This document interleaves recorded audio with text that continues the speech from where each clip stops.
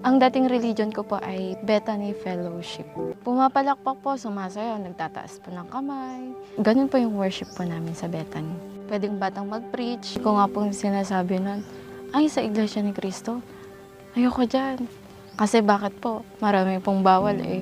Bawal uminom, bawal magsugal, bawal ang pagkain ng dinuguan, mag-boyfriend ng hindi iglesia. Sa Bethany po, magagawa ko po lahat. Makakain ko po lahat. Akala ko po kasi, kung papasok na ako sa kapilya ng iglesia na po ako. Ganito palang iglesia. Lahat ng aral, based po sa Bible. Akala ko po, sabi-sabi lang na, bawal ng ganito, ganito, ganyan.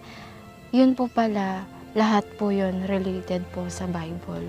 Lahat po pala ng bawal sa Iglesia ni Cristo ay nakasulat po sa Biblia. Hindi po pala tama yung tinatawag na Trinidad na Diyos Ama, Diyos Anak at Diyos Espiritu Santo. Nakasulat po pala sa Biblia na ang tunay na Diyos ay ang Ama. Yun po ang turning point ko.